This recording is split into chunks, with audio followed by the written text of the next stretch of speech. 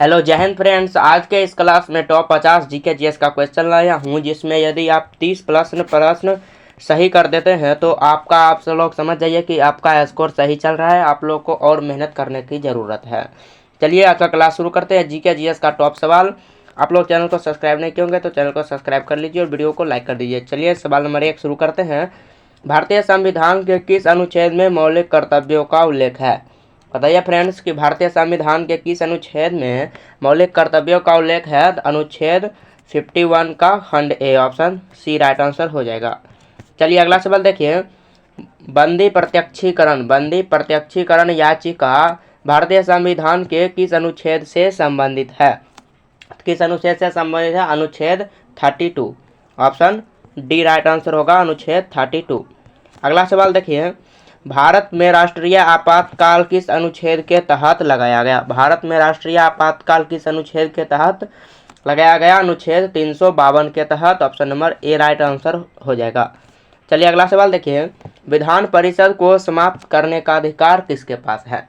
यानी विधान परिषद को समाप्त करने का अधिकार आपके सांसद के पास। विधान परिषद को समाप्त करने का अधिकार सांसद के पास हो जाएगा, option number C right answer हो जाएगा। चलिए अगला सवाल देखिए। भारत के किस राज्य में सर्वप्रथम पंचायती राज व्यवस्था लागू की गई? बताइए फ्रेंड्स, भारत के किस राज्य में सर्वप्रथम पंचायती राज व्यवस्था लागू की गई? तो महत्वपूर्ण प्रश्न है, राजस्थान में हो जाएगा। किस राज्य में? राजस्थान में पंचायती राज व्यवस्था लागू की गई। वेरी इंपॉर्टेंट क्वेश्चन है। चलिए अगला सवाल पढ़िए। नीति निर्देशक तत्व आप सभी लोग पढ़ते चलिए और जवाब भी देते चलिएगा कमेंट बॉक्स में। नीति निर्देशक तत्व की प्रेरणा भारत के किस देश से संविधान से ली है? यानी नीति निर्देशक तत्व की प्रेरणा भारत ने किस देश के संविधान से ली है? किस देश से ली है? आयरलैंड से। नीति निर्देशक तत्व किस देश से ली गई है? आयरलैंड, ऑप्शन नंबर बी आपका राइट आंसर होगा। चलिए अगला सवाल पढ़िए। भारतीय संविधान के किस भाग का राज्य के नीति निर्देशक तत्व शामिल है? भारतीय संविधान के किस भाग में राज्य के नीति निर्देशक तत्व शामिल है? तो भाग 4 में। किस निर्देशक तत्व में नीति निर्देशक तत्व में शामिल है? तो भाग 4, option number B right answer होगा। चलिए नेक्स्ट क्वेश्चन पढ़िए। वित्त आयोग का गठन कितने वर्षों के लिए किया जाता है? वित्त आयोग का गठन कितने वर्षों के लिए किया जाता है? 5 वर्षों के लिए किया जाता है वित्त आयोग का गठन। बिल्कुल राइट आंसर होगा, ऑप्शन नंबर बी। अगला सवाल कीजिएगा। भारत के संविधान में मूल संरचना सिद्धांत किस मामले में स्थापित किया गया? भारत के संविधान में मूल संरचना सिद्धांत किस मामले में स्थापित किया गया? किस मामले में स्थापित किया गया? केशवानंदन भारती केस के मामले में, option number B right answer होगा, केशवानंदन भारती केस। चलिए अगला सवाल कीजिए, जवाब दीजिएगा कमेंट में। भारत के राष्ट्रीय मानवाधिकार आयोग के अध्यक्ष की नियुक्ति कौन करता है? राष्ट्रीय मानवाधिकार आयोग के अध्यक्ष की नियुक्ति कौन करते हैं? तो अध्यक्ष की नियुक्ति कौन करते हैं? आपके राष्ट्रपति, ऑप्शन बी राइट आंसर होगा। राष्ट्रपति के द्वारा भारतीय मानवाधिकार अध्यक्ष की नियुक्ति की जाती है। अगला सवाल कीजिए। अवशिष्ट अधिकार किसके पास होता है? अवशिष्ट अधिकार किसके पास होता है? तो केंद्र सरकार के पास होता है। अवशिष्ट अधिकार आपका किसके पास होता है? केंद्र सरकार के पास, ऑप्शन बी राइट आंसर होगा। अगला सवाल देखिए। भारत में धन विधेयक पहले कहाँ पेश किया जाता है? भारत में धन विधेयक पहले कहाँ पेश किया जाता है? तो लोकसभा में। धन विधेयक कहाँ पेश किया जाता है? लोकसभा में, option number B right answer होगा। चलिए अगला सवाल देखिए। सार्क का मुख्यालय कहाँ स्थित है? सार्क का मुख्यालय कहाँ स्थित है? काठमांडू में। सार्क का मुख्यालय कहाँ स्थित है? काठमांडू में, option number C right answer होगा। अगला सवाल देखिए। विश्व व्यापार संगठन यानी WTO की स्थापना कब हुई? WTO की स्थापना कब हुई? तो WTO की स्थापना 1995 ईस्वी में। WTO की स्थापना 1995 ईस्वी में, ऑप्शन नंबर बी आपका बिल्कुल राइट आंसर होगा। चलिए नेक्स्ट क्वेश्चन देखिए। ब्रिक्स समूह के में कितने देशों की कुल संख्या है? ब्रिक्स समूह में शामिल देशों की कुल संख्या 5। ब्रिक्स समूह में कितने देश शामिल हैं? 5, ऑप्शन बी राइट आंसर होगा। नेक्स्ट क्वेश्चन पढ़िए फ्रेंड्स। राष्ट्रमंडल में के वर्तमान सदस्य देशों की संख्या कितनी है? राष्ट्रमंडल के वर्तमान सदस्यों में देशों की संख्या कितनी है? तो 56 देश राष्ट्रमंडल में शामिल हैं। ऑप्शन नंबर बी आपका फ्रेंड्स राइट आंसर होगा 56। अगला सवाल कीजिए फ्रेंड्स और जवाब दीजिए।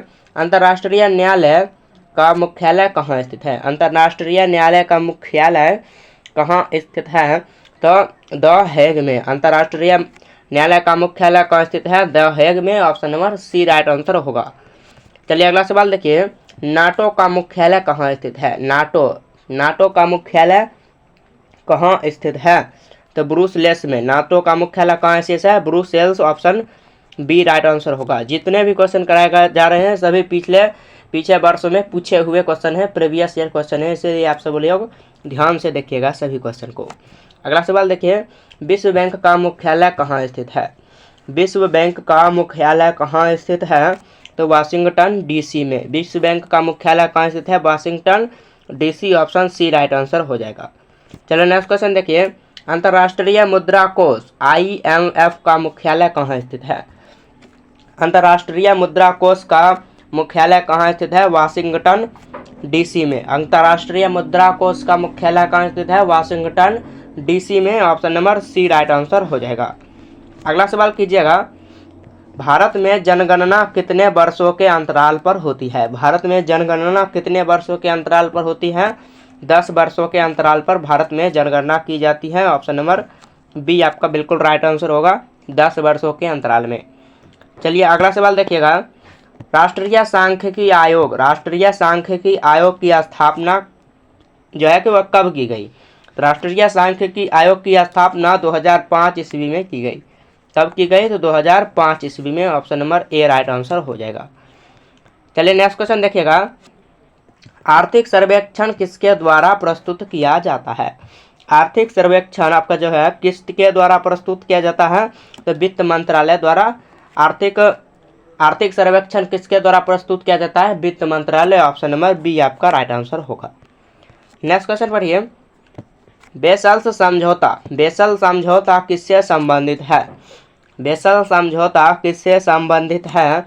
तो बैंकिंग नियमन से। बेसल समझौता किससे संबंधित है?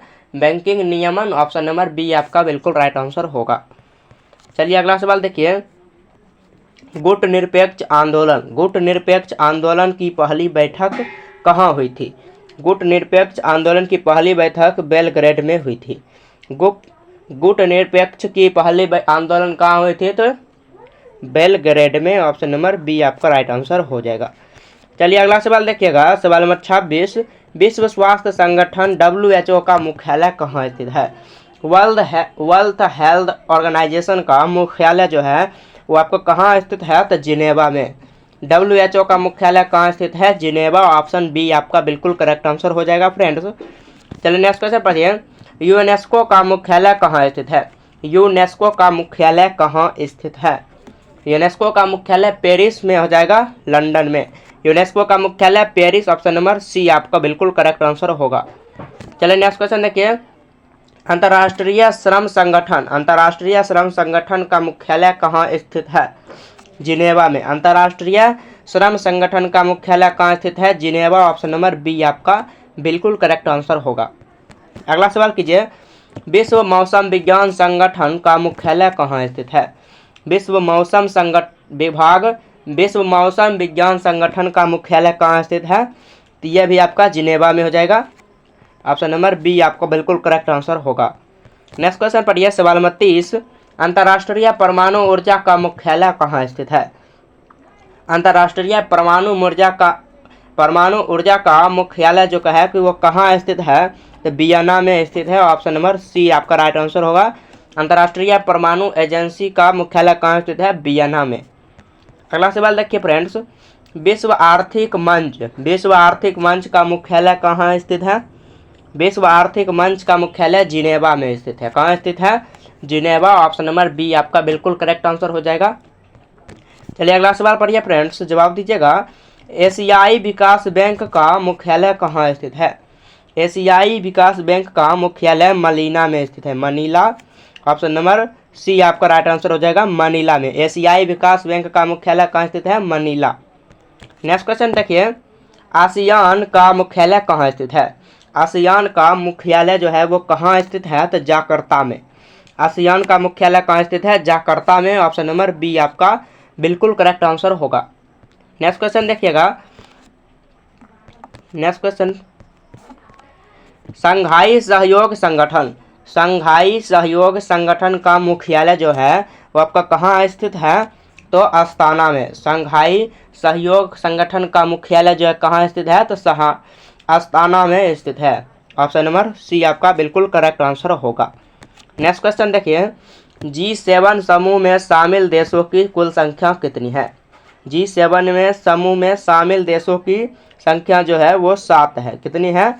7। ऑप्शन बी आपका बिल्कुल करेक्ट आंसर हो जाएगा।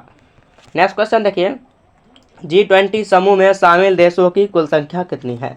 G20 में शामिल देशों की संख्या जो है वो कितनी है? तो 20 है।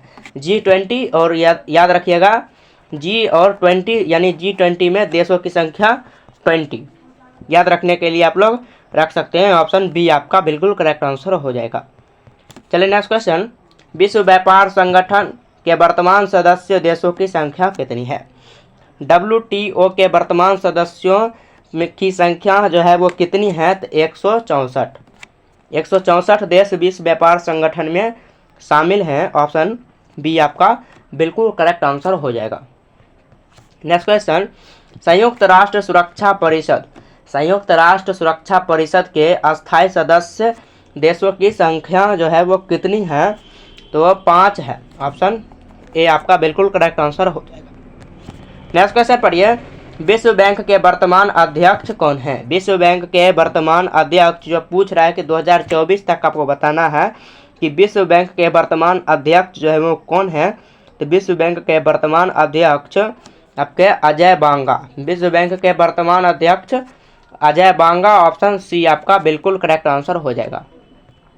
नेक्स्ट क्वेश्चन देखिए, अंतर्राष्ट्रीय मुद्रा कोष का प्रबंध अंतर्राष्ट्रीय मुद्रा कोष के वर्तमान प्रबंध निदेशक कौन है? अंतर्राष्ट्रीय मुद्रा कोष के वर्तमान प्रबंध निदेशक कौन है? तो वो कौन है? तो आपके Kristalina Georgieva. Kristalina Georgieva. Option B आपका राइट आंसर होगा।